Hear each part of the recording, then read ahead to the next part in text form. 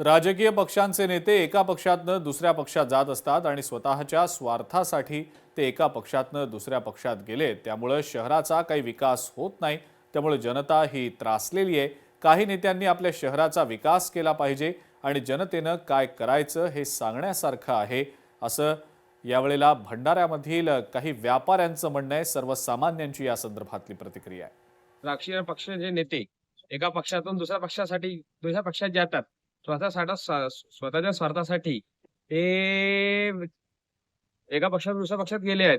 त्याच्यानंतर काय त्या शहराचा काही विकास होत नाही आणि त्याच्यामध्ये जनता ही त्रस्तावली आहे, परेशान झालेली आहे. तर वेगळं बोलणं आहे की काही नेत्यांना आपल्या शहराचा विकास केला पाहिजे. आणि जेव्हा त्यांना तिकीट मिळत नाही, जेव्हा कॉम्पिटिशन असते, एक मतदारसंघ आहे त्या ठिकाणी 10 लोक जेव्हा अर्ज विनंती करतात की आम्हाला तिकीट द्यावी, त्यावेळेला हे बघतात की यांना तिकीट नाही मिळाली, ते दुसऱ्या पक्षात प्रवेश करतात आणि दुसऱ्या पक्षात त्यांना पैसे देऊन किंवा इतर प्रलोभन देऊन त्यांना आपल्या पक्षामध्ये वळवून घेतात.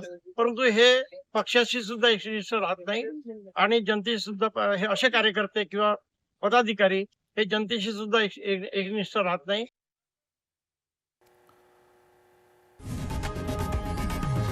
लोकशाही मराठी ऐका, पहा, जागरूक रहा।